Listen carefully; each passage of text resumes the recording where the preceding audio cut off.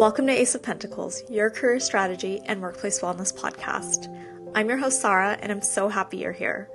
Join me every week as we investigate how people design and discover their way through their careers.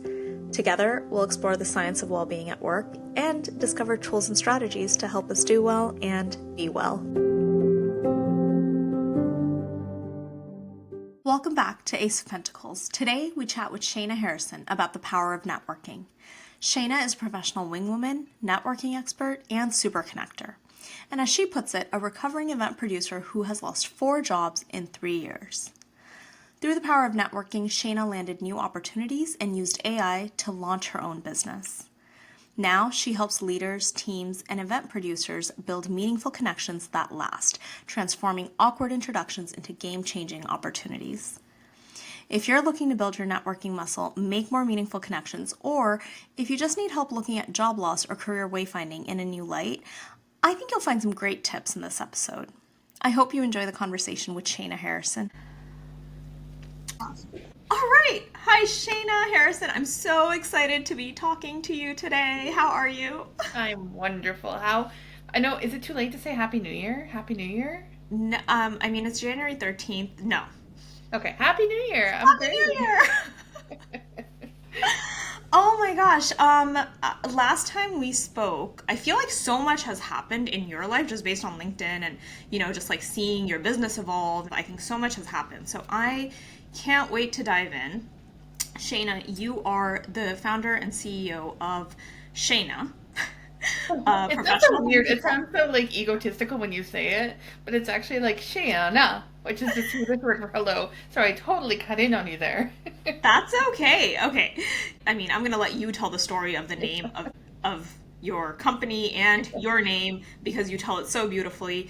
But yeah, you're doing what you're doing, I think is so meaningful and so necessary right now. The mission of your work is helping people make more authentic connections with each other. And I think right now we really, really need that. I'm very passionate about connections. Most of the jobs that I've gotten are, have been through connections. And I know they can be really powerful for career advancement. And people hate networking. So we're going to talk about building authentic connections. We're going to talk about what you do and how you help people do that. Let's get started. Shaena, you're someone who has really tapped into your superpower and built a career out of it and built a company from it. I think that's like absolutely magical. So tell us about that. Tell us about who you are and how your career journey, how you found your way to creating a company focused on networking and being a wing woman. Yeah, thank you. Oh, okay. The journey. Oh my Lord. All right. So I am originally from Canada, but I've been living in Europe for the last 19 years this year. Oh my God, like time flies. I honestly thought when I came, I bought a one-way ticket, got a student work abroad visa. I thought I'd be gone for a year, not 19 years. And here we are. So to give a bit of a background, I didn't realize that the power of super connecting or being a connector was something actually beneficial, right? It's just something that I've always done. And how I ended up here was crazy stories, right? So, we talk about careers. If you look at my LinkedIn, I always tease it's like Pokemon, gotta catch them all. I've worked with some amazing companies, but not necessarily always had the best experiences. And just recently, I don't know about you, Sarah, but are you on TikTok? Do you use TikTok? I am on TikTok, but I actually have someone that does that for me. I just can't. Okay, so you don't absorb TikTok. No, I don't absorb TikTok. No. Okay, so I am like a TikTok sponge, and TikTok for me has allowed me to identify that I have ADHD. Right? I don't know if you've seen this trend of people finding out that they have ADHD, because I'm like, I know I'm on the spectrum now. I'm just high functioning because the way the things that my brain does is it shows so much. Anyways, the point of that is, in all the companies that I ever worked in, I kind of always ran into situations where I didn't necessarily fit in. And with TikTok, I've learned that I'm not alone, that this happens to a lot of people. And I think a lot of people who are neurodivergent, you'll realize that in your career that you need to have the right situation, the right managers in place to help you be the right, the most authentic and high performing version of yourself. So fast forward, I was working in sales and I switched over to project management because I had a manager at the time who was amazing. And she said to me, so what do you want to do with your life? Because I had just quit my job because I was done with selling. And I was like, I have no idea. She's like, great, I'm going to sit you down and we're going to do this career coaching. I call it the 4 circles, but there's actually like, it's the opportunity coaching model. I don't know if you've ever done this. It's Okay. like 4 circles. Hmm. It's kind of like an ikigai, but for work. Hmm. And she helped me identify that I like to work in events because I love bringing people together. I wanted to get paid because I was working with TEDx Stockholm at the time. I decided to volunteer because I thought it was a great way to build networks. I wanted to work in tech and I wanted to make the world a better place, which is so millennial, right? Like all of us these days, we want to make the world a better place. We want to work somewhere where we can provide value and do wonderful things. And the next thing she says to me is like, oh, Shaena, you need to be a community activation manager. And I go, what the heck is that? And literally 3 weeks to the day, this job popped up on LinkedIn. Do you like organizing events? Do you want to be involved in tech? Do you do this, this, this, and this? Do you want to make the world a better place?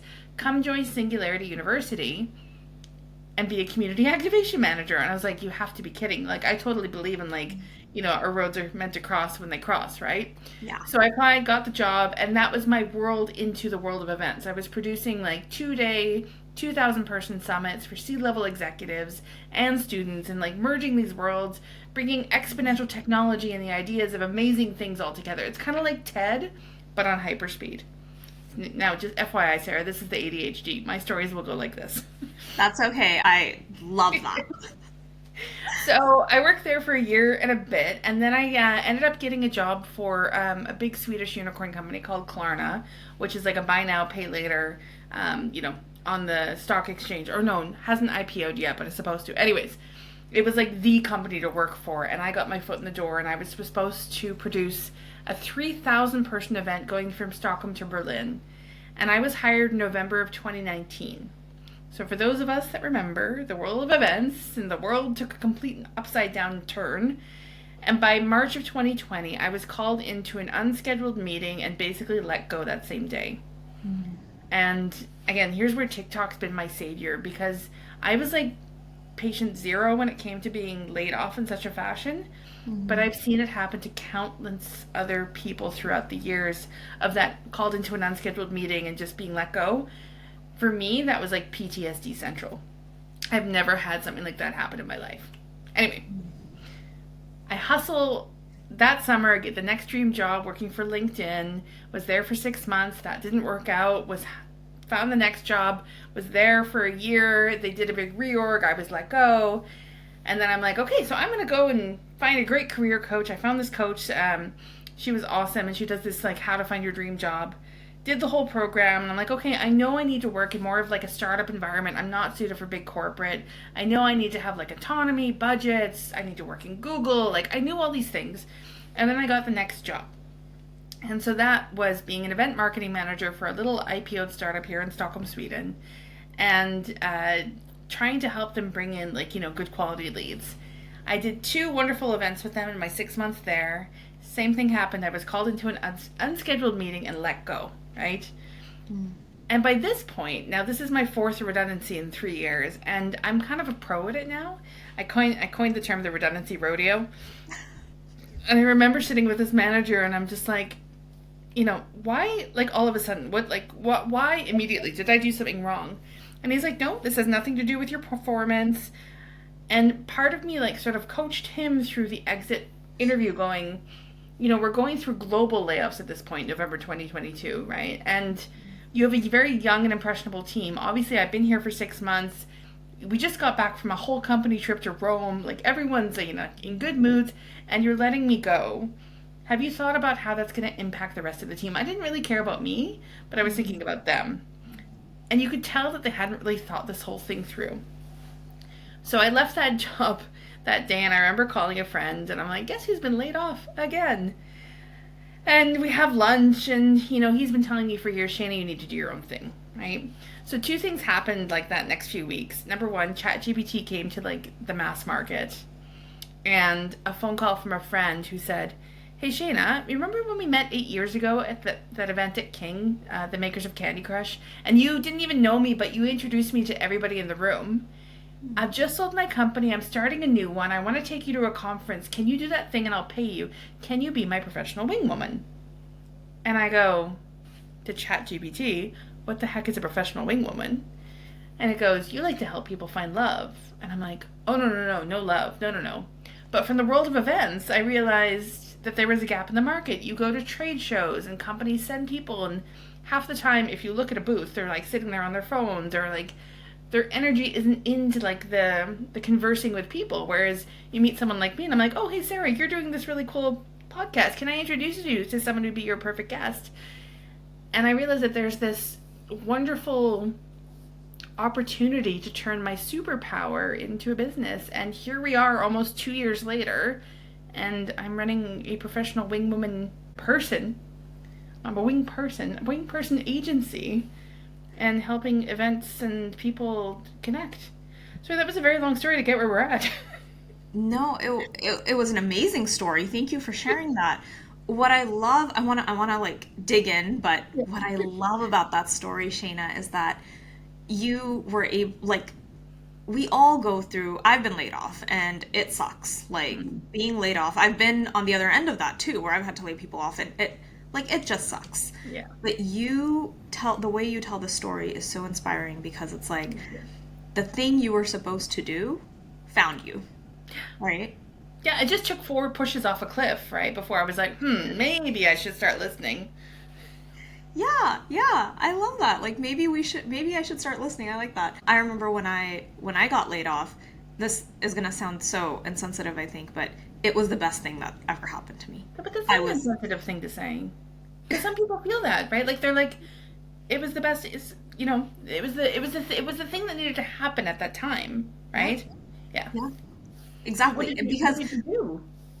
what did I do like when I Yeah, got yeah, laid off? yeah, yeah. So I had been in this role for like 9 months, and it was so scary because I just bought my first home, and I mean I was, I left Amazon to come work for this company, and then like 9 months later they restructure and get rid of our roles, our entire team. My boss was laid off, I was laid off, and I I remember I liked what I was doing, but I wasn't like that excited about being at that company.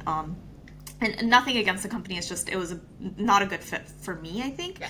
And so I remember going back to your comment about how insensitive those conversations can sometimes be, and you have to like kind of coach people through it.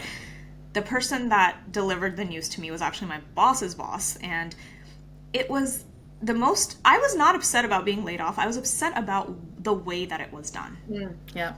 And I was just like, seriously? Like, this is the thing you want to say? Like, and it was so funny because the people that I worked with, my cross-functional partners, everybody started reaching out to me on LinkedIn and was like, are they serious? Do they know what you do? Like, do they understand, like, your role is actually really important?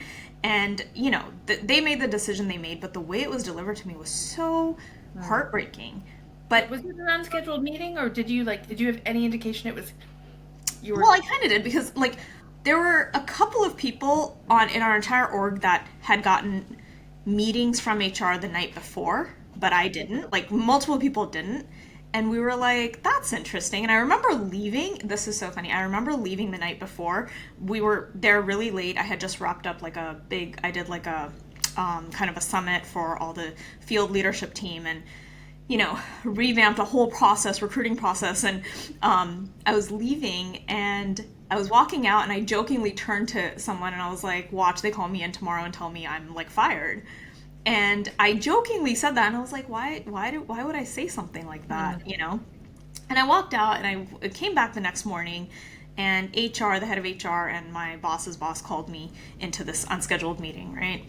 But I walked out, and I remember picking up stuff off my desk and walking out of the building, and like I took a sigh of like relief, and I was like, huh, that's weird. That's a weird reaction. And I took Bart from San Francisco and went straight to my mom's house, because I was like, I just want to see my mom. Like, I was not upset, and I wasn't sure what I was feeling, because they gave me severance, so it was like I knew I had time to figure it out, and I was teaching too, which actually I really enjoyed teaching, and so I was like, all right, well, we'll figure it out.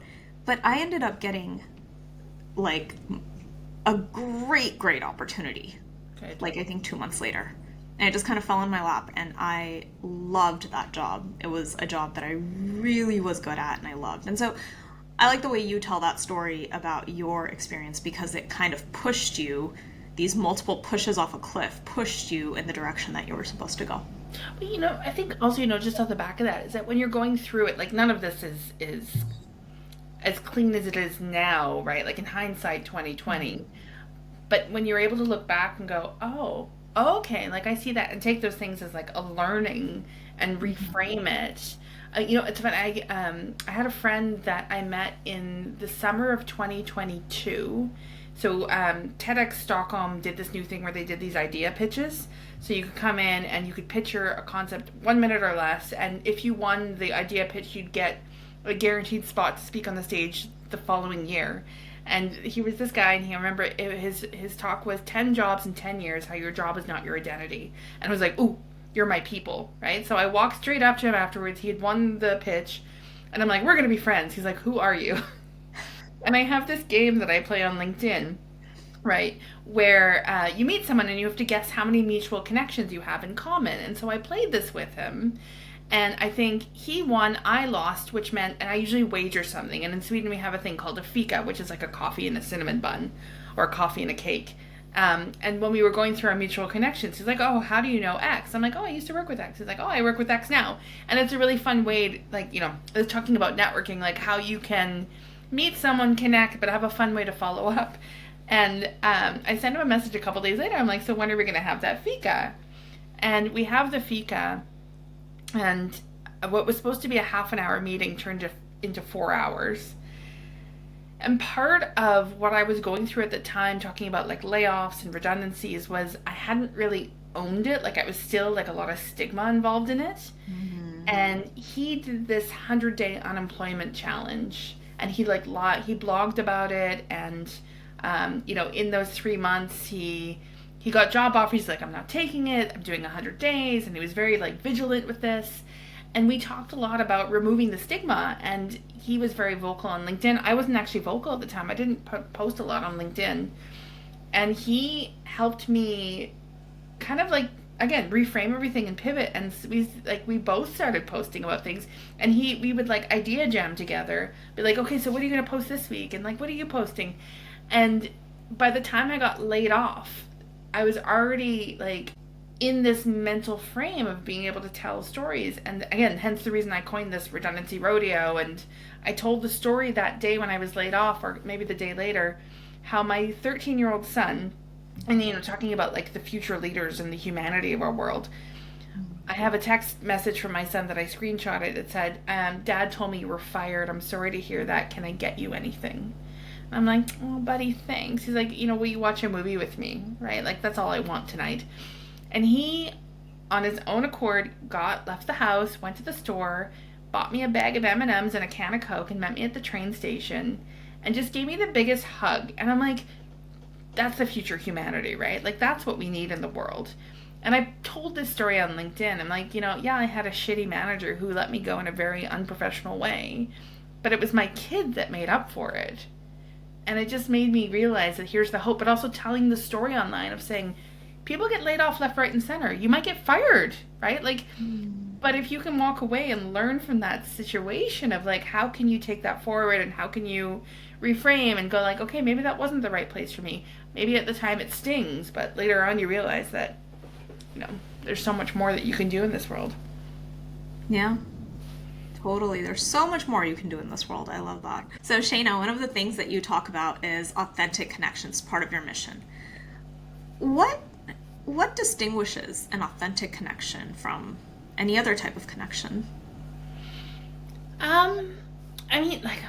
Authentic connection, and like whether it's personal, professional, or I think it's rooted in genuine like understanding, openness, honesty. And I think there's a few things that we can think about what that entails, like honesty and transparency. Like both parties feel comfortable sharing their true thoughts and feelings without excessive filters. Vulnerability, I think that's something that, how do I say that? I think we've lost a bit of that as like our human way. Again, I'm gonna go back to TikTok. Like, Yeah. you know, we're in the age of Instagram where everything is like picture perfect.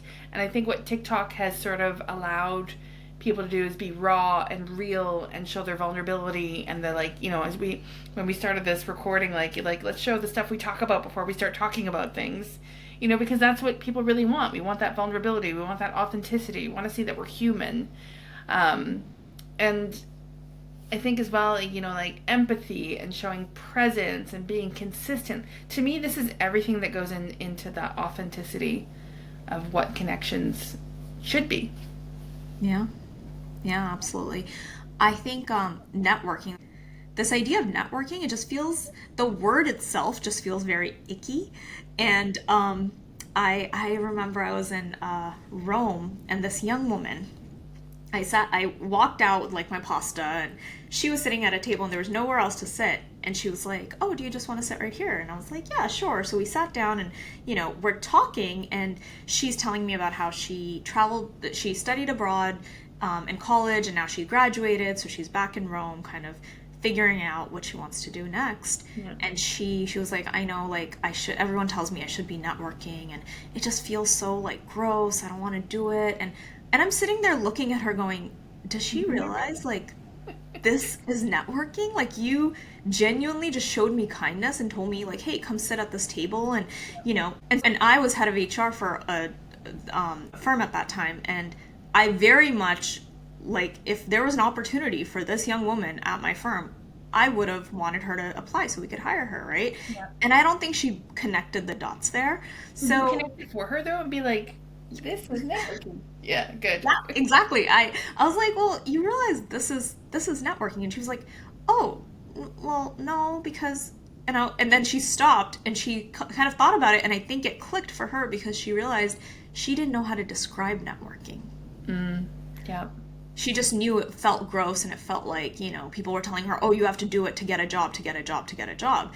Yeah. And I think she would have really benefited from learning about what authentic connection is, and how it just happens organically and naturally. And she was super vulnerable with me in that moment and told me that she was not really sure what she wanted to do. It wouldn't have prevented me from hiring her for an entry level role. Yeah. But you also sound like an amazing hiring manager too, right? I mean, the fact that you can see the humanity in people, whereas I think, and again, I can't speak for any, the whole population, but from what I hear, it's like it's very difficult to find people that are going to be able to listen to who you are, and make that distinction and be like, I see your value outside of what's on your CV. I think the reason why networking gets such like a dirty feeling attached to it, it's the same thing with sales. Like, sales feels dirty. I have my manager, the one who did the career coaching opportunity. I remember, so when I started my company, and I talk to her often still, we're still very close. I find sales dirty because I feel like it's transactional. You want something. And I think that's the same thing with networking. And she called me one day. She's like, Shaena, I had a dream last night. You need to call your sales processes COCOs, commercial collaborations. And I was like, oh, I like that. And again, here's the thing about reframing, right? Because yes, it's a commercial collaboration. Yes, money exchanges hands. But all of a sudden, I don't feel dirty about like talking to someone like, we're going to do business together because we're going to have a collaboration. We're going to have a COCO. And I think the thing with networking too is like we need to sort of like flip people's minds, because what you think of is this stack of business cards, and like going like, hey, nice to meet you, this is me, and like that sort of walk away. What can I get out of this, right? Yeah. So yeah, there's definitely a lot that can be done in this space. Yeah, I think you do a great job at that, because I believe I owe you lunch because of that LinkedIn game. I can't wait for our lunch. Can't wait. It's gonna be in Sweden. I'm gonna come see you and take you out to lunch. But just speaking of that, so one of the best things that I think I tell people is this game. So win, lose, or draw, you come up with a new connection. You have a fun way to follow up. I mean, you and I will eventually have lunch, but it doesn't mean we need to do it next week or next year. It could be 3, 5, 6 years from now. But the point is, when you send that connection request on LinkedIn, which most people don't know, that you can send a personalized request on the mobile, it gives that, like, what I call the meet cute. Because then when we look each other up, if you and I bumped into each other and we forgot who we were, it'd be like, oh yeah, like, let me look you up, and be like, oh, I owe you lunch. Like, it's a fun way to have context to go back. My only challenge with it is that, and again, I used to work for LinkedIn, and something that drives me crazy, and I hope they listen to this podcast. The whole platform is about economic opportunity, right? Like connecting the world for that. And then in the last year, they launched a new feature that you have to have premium LinkedIn. Otherwise, you can only send 5 personalized connection requests per month, which is ridiculous, right? Like a connection request, like a personalized one, is the same thing as sending an email. And so I'm like, why would you take that away? Yes, I understand you want more members, but for the people that can't afford membership, that want to send a message to someone and say, nice to meet you at XYZ, or can I buy you lunch, or whatever it is, they don't have that opportunity anymore, which I think is absolutely just ridiculous. Yeah. I think LinkedIn needs to start trying to promote authentic connections. Mm-hmm. Yeah. Yeah. All right. So Shayna, this is all great. We've talked about networking. We've talked about connecting, what authentic connection is. What do you actually do, though? Great question. So when I meet somebody at an event, they're like, "So what do you do for a living?" And I'm like, "Oh, I'm a professional wing woman." And they go, "Wait, what's that?" Like, and it's so fun now to be like, you see the lean in of people like going, "But huh?" Like, and okay, so what do I do? I get paid to go to conferences or events and help people network. And that could be a few different ways. Number one, the event organizer hires a wing person to come in and basically be a conversation facilitator. To go like, oh, you do this and you do this. And like, the best thing about a wing person is that we're like super connectors. So we can see those ones and those zeros. And if you have a super connector wing person, like, it just totally elevates the experience of the room for everybody who's there, right? The other Yeah. part of a wing person is also when I go to conferences is giving an instructional, like we did at the College of Extraordinary Experiences, which I hope we're going to get to talk about in this podcast. How we met was at the college. We're teaching people how to be wing people, and what wing people are is basically cross facilitated introductions, right? So it's like you and I going to an event together. And then if you're strategic with it, I can be like, hey, Sarah, so like, what are you doing? Who do you want to meet? How can I support you? And then you'd be like, well, I'm a career coach and I have a podcast and, I'd love to meet potential guests or potential clients. And then my brain goes, okay, like I know how to introduce you, and vice versa. If you say like, hey, Shaena, what do you do? I'm like, well, I want to meet more event organizers, and I'd love to, help elevate the experience. So when we go and we introduce each other, then we have that ability to be each other's wing people. And that's, so one side is like the what I'm selling to organizers, and again, like you can work with me if you're going to an event, like if you're attending a conference, you could hire me and go with you and be really, really strategic. The other side is like a movement of teaching people like how do we help our fellow human being get to where they're trying to go. So it's two sides of that coin. Yeah. Shayna, you did this for us at the College of Extraordinary Experiences, where you did a little session teaching everyone how to do this. And it resulted in me meeting someone that I eventually did hypnotherapy for, actually. Oh, really? Yeah. Hey. One of the people that was at the event, I had worked with her, and so she told someone came up to me and was like, "Oh, so and so said I should talk to you." And I was like, "Oh, okay." And then I was like, "Oh, this is Shayna. This is what Shayna." But it wasn't you that told that person. It was just like I was like, "Oh, this came out of that activity." Yep. Yeah. Yeah. No, I mean, it's so brilliant when you see it. And again, it makes me so excited because what people walk away with is connections that they didn't necessarily know existed in that room. And that it's just, again, talking about the mind shift of like that one little thing of going like, you're going to do this. This is your activity. This is how you support someone else. And the fact that it can live on outside of the world of the college, for example, right? Like people are still connecting. Yeah. From what I'm hearing and some of the stories, I'm like, that's what warms my heart. That's what makes me love what I do, and the fact that I can get paid to do it, which is even better. Yeah, yeah, for sure. You keep talking about superconnectors. Yes. Explain what that is. So, a superconnector to me is somebody whose brain lights up like different Christmas lights when you say, do you know someone who does X? And then can be like, you need to meet Y. So, and this is, what's also interesting, a thing about this too, is that if someone isn't clear with their ask, like, you know, we talk about like telepathy and like, being able to like channel something. If someone's not clear with their ask, or I don't clearly know what they do, my brain doesn't light up. But if you're super clear, or like really sort of like, like narrow, because someone's like, I want to meet somebody who, um, works in retail, and my brain would be like, hmm. But if you're like, I want to meet somebody who works in retail that sells shoes, this kind of thing, I'd be like, oh yeah, you need to meet this person. Random example, but the superconnector is someone that can basically like, put those two together. Oh, okay. Hmm. That's really cool. Where did this term superconnector come from? I'm just curious. Ooh, good question. I don't know, but funny enough, like, so I look back into like what I'm doing over the course of years, and I realize I've been leaving breadcrumbs for myself. So I tried to set up a superconnector community like 6, 7, 8 years ago, because I knew that I wanted to meet other people that like did what I did. I didn't realize again that there was a term or even communities for it at the time. The same thing. There's an article with me in the Swedish newspaper in English here in Sweden from like 6, 7 years ago, and I actually talk about being someone's wing person. And I don't realize, again, here's breadcrumbs. So I have no idea where the term comes from. I'm sure if we like chat GPT it, we'll get a really good answer.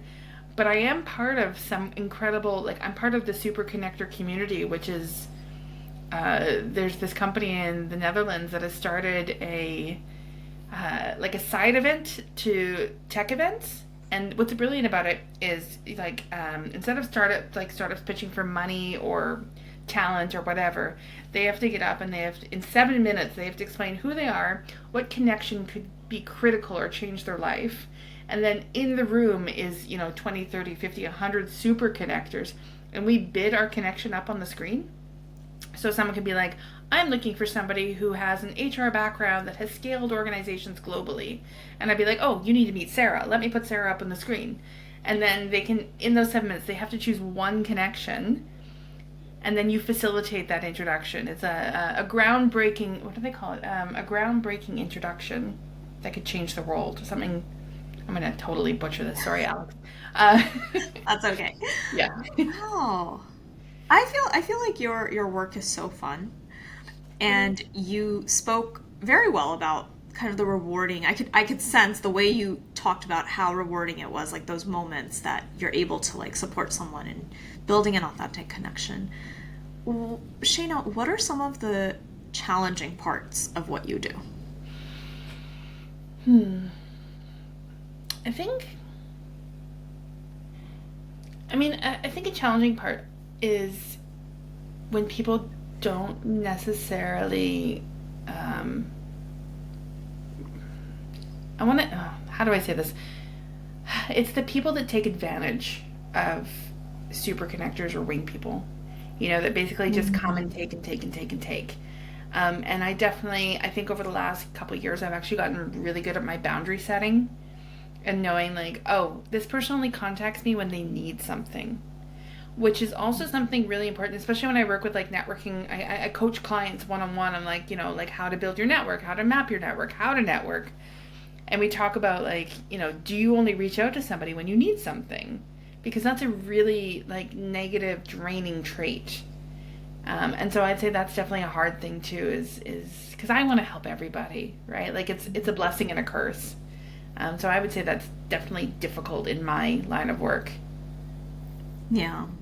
I can see how that can happen. I get a little bit agitated when people reach out only when they need something, or like you get that random LinkedIn like request over a message, years after you stop working together, and it's like typically I'll like help out in any way that I can, whatever, but it doesn't feel great. Yeah, but I think it's also it's about how that person sends the message too. So I don't like it's okay to reach out to people like 6, 7 years later and be like, oh hey, like I know we haven't spoken in 6, 7 years, but and usually what I also tell people is like the best thing you could do is ask for advice, because most of the times people want to give it instead of saying like I need a job, can you help me? It's more like, hey Sarah, like I saw you've done all these wonderful things over the last 6, 7 years.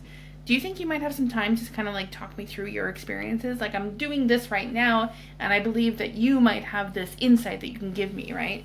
Which makes it a lot more personal. But there's people that sometimes just reach out and be like, "Hey, can you connect me?" Like, I have one person. Um, I'm trying to like. Hopefully, I can say this without any names because like I don't want to throw anyone under the bus. But her husband was out of work, and again, all happy to help people. But she posted a story about him and then just tagged me and said, "Shaena, do your magic."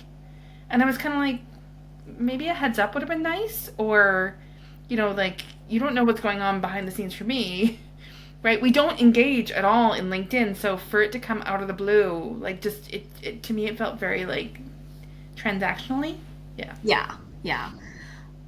I think what you said is really important, and I'm going to double click on that because it is about how you do it, right? How you reach out. It's okay to reach out years later, but it is the tone of it, and there's this like, I guess it's like a finesse. It's like a way of like, communicating is probably the best way that I can explain it.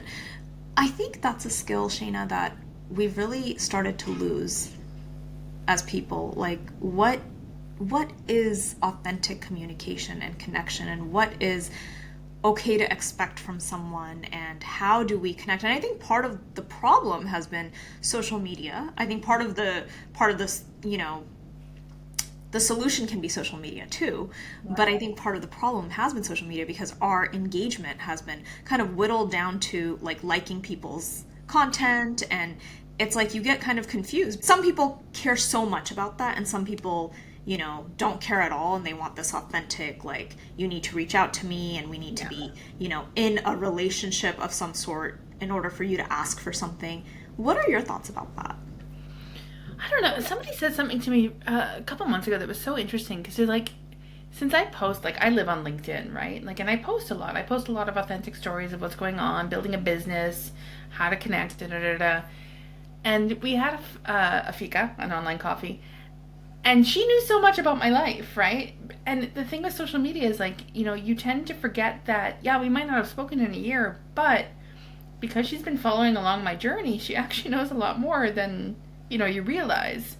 So I mean, this is kind of a hard question because it all depends on like, are you active on social media? Do you, do people, like, do you let people into your world? If you don't, then how do you reach out to people, and how do you like rekindle relationships that might have gone dormant, or um I don't know. I think for me, like, the answer would be like, again, the being genuine and like authentic in what you're trying to achieve. Like, I can be like, "Hey Sarah, like, I know we haven't spoken in a while, but again, flattery works well in a very authentic way. Like, I am impressed with what you've done in your course of your career.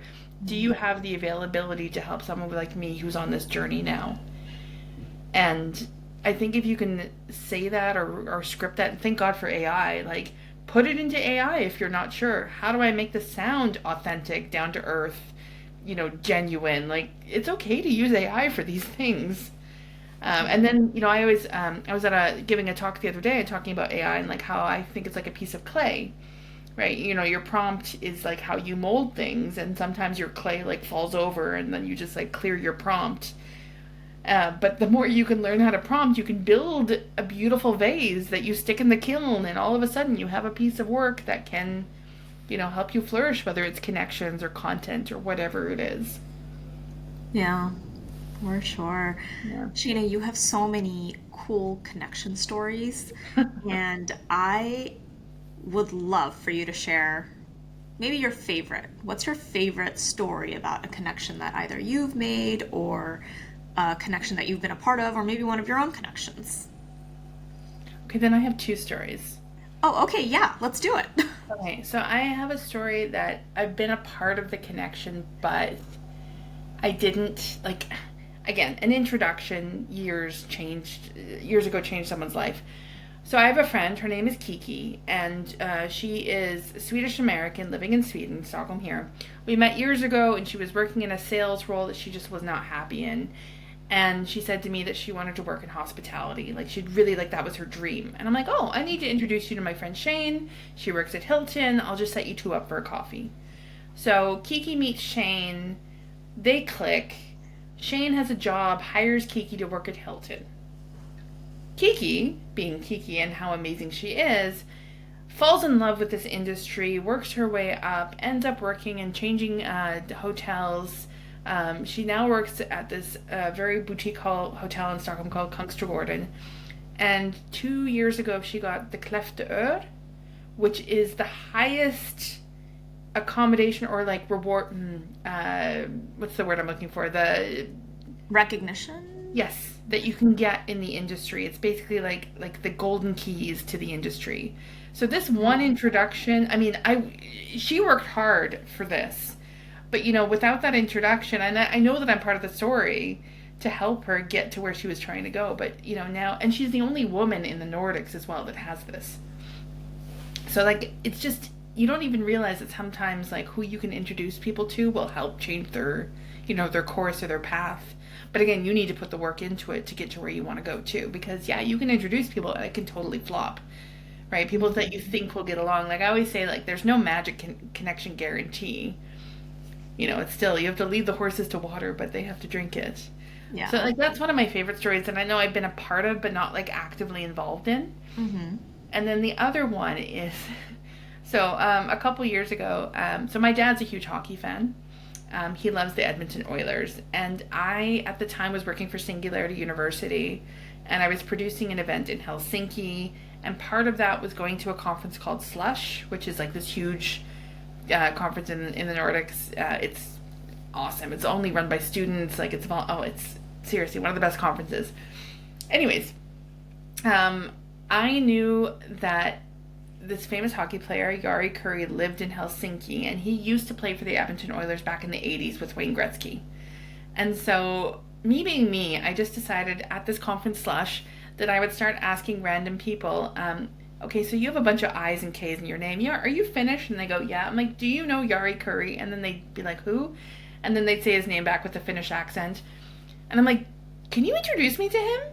And people would look at me like, who is this lady? Is she crazy, right? And so I kept asking this as my pickup line at events because it was a fun way to have a conversation, right?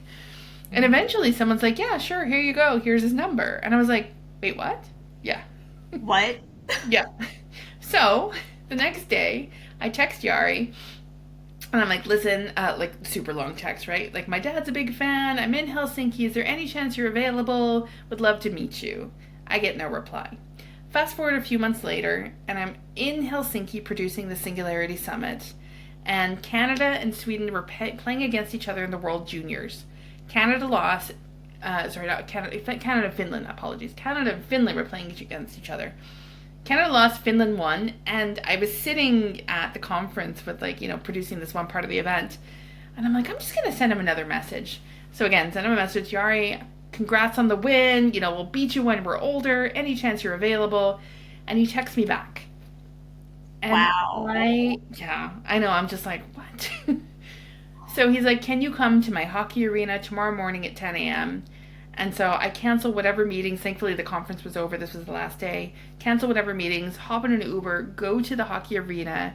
And I'm sitting in this, lounge waiting room area. And again, I've just produced 2 days, 18-hour days. I'm exhausted. And it dawns on me that I'm about to meet my dad's hero. So I start crying. And when I start crying, I can't stop crying. Oh. So here comes Yari walking down the hallway to this random woman sitting in his lounge, bawling her eyes out. And he was so amazing. So, like, we took a photo, and the guy taking the photo, he's like, are you sure you don't want to smile? I'm like, yeah. And then he filmed a video for me and my dad, because I'm like, Dad, I just want to let you know. And I put the camera over, and he's like, I don't know why she's crying, Keith. Oh. And I remember, like, it was just, this moment, like, I'm my dad's hero. And I said it to my dad. He's floored, right? And it's so funny. So my dad printed the photo, and I have it in my living room. And every time anyone comes over to my house, they think it's me and my dad. So, like, is that you and your dad? I'm like, oh, let me tell you the story. And it was just incredible. But, talk about the power of connections, of, like, that those who don't ask don't get, that, eventually you're going to get to where you need to go. Granted, it might take a little bit of a journey, but you'll get there. And this is also what I feel like is just so beautiful and like, we can achieve anything, right? And especially if we ask the right people or ask enough people. Yeah. Yeah. Sure. Shayna, the work you do is just, I mean, I've said this before. I think it's so meaningful and so needed. Um, what advice would you have for someone that is wanting to become a professional wing person or get into the world of building authentic connections or helping people build authentic connections?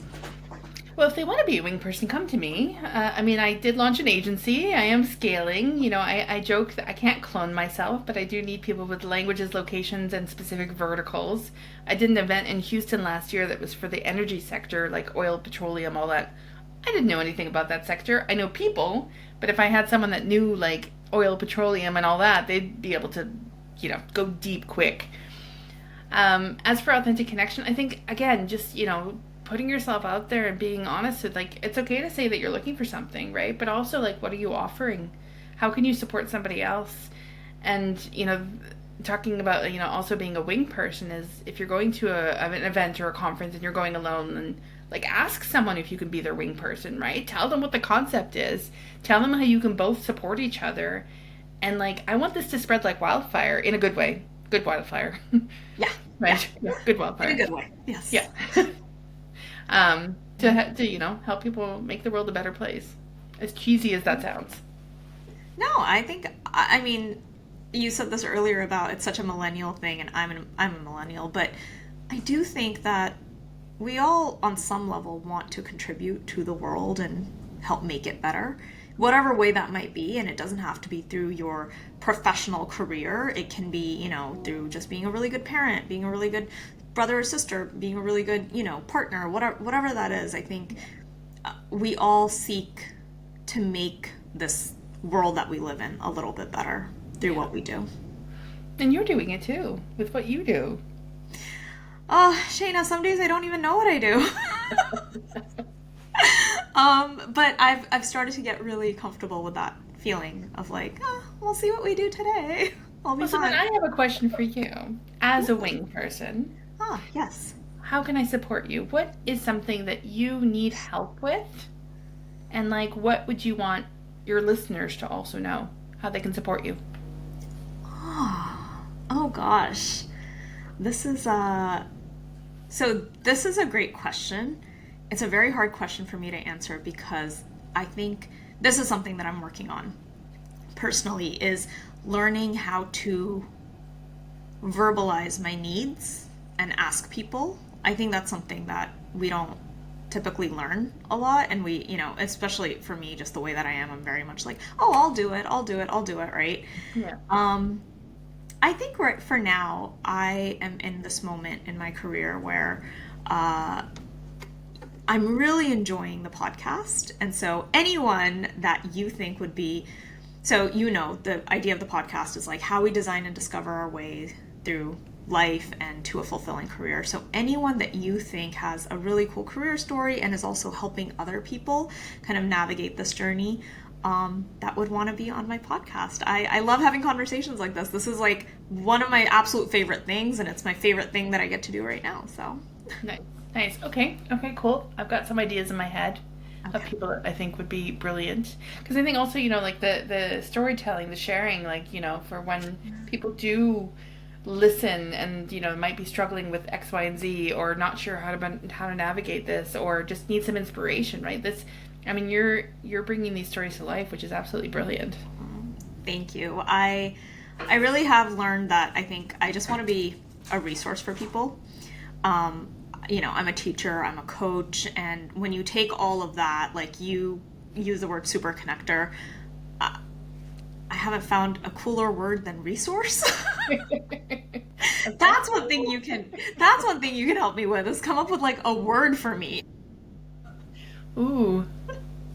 But did we talk about catalyst? Because there's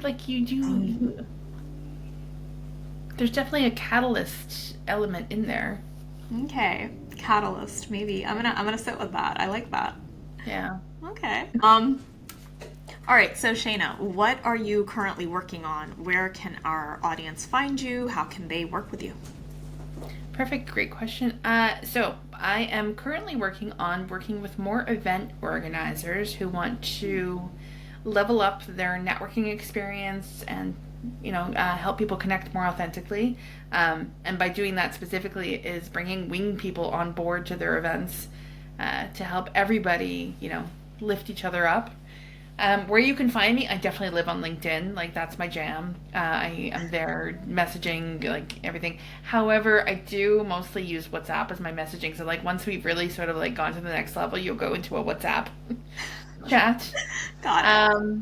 And yeah, I mean like definitely LinkedIn. Like that's my number one connection. However, I do say if you do have one of your 5 connection requests remaining, please send me a note of why you're connecting with me and on like where, like did you hear on the podcast or did you meet at an event or do you just think that there's something interesting you want to talk about, because again that context helps everybody and use that for other people too.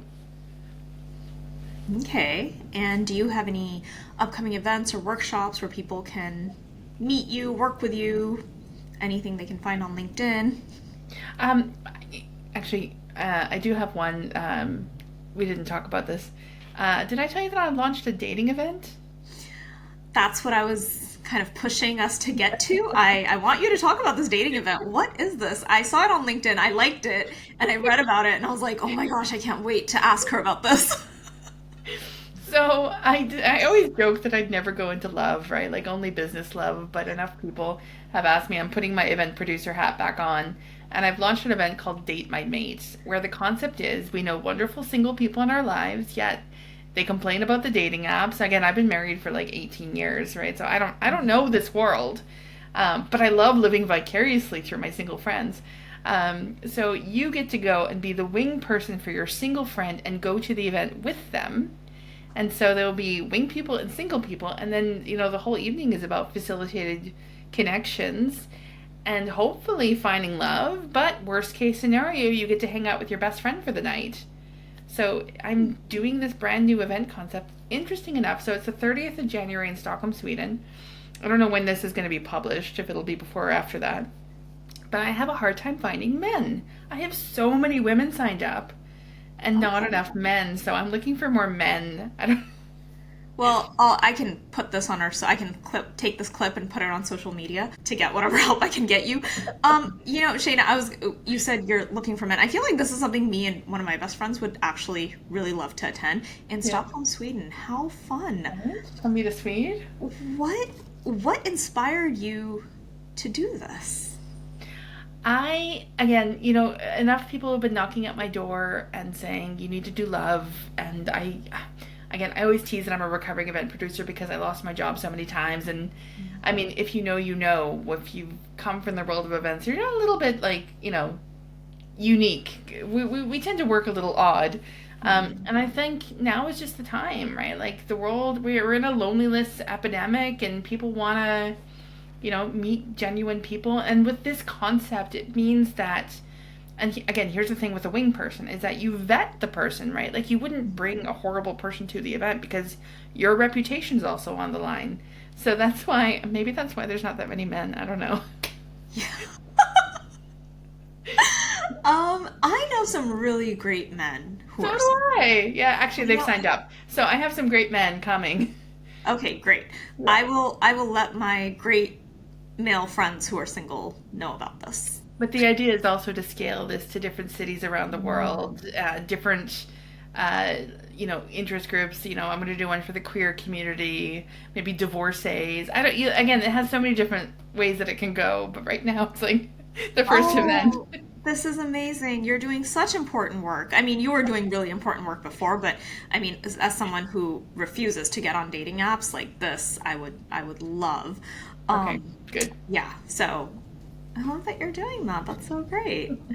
Shayna, before we wrap up, what is a piece of career networking advice that you have for our audience that you'd like to share? Yeah. I think one of the best pieces of advice that I'll leave you with is you never know where an introduction is going to lead you, right? But treat it like gold. because that person who's opened that door for you has put in that effort and that energy. And so make sure that you treat that person as if it was your own introduction. I actually got a Christmas gift in the post this Christmas that I was not expecting. And it was a card saying, "You are a superwoman." And an introduction that I did 8 years ago led to this person getting a job at LinkedIn. So she just wanted to thank me. And again, like I had no idea I was part of this journey. So again, treat your introductions like gold. Absolutely. Great, great advice. Shaena Harrison, thank you so much for being here. Thank you for sharing your time, your expertise.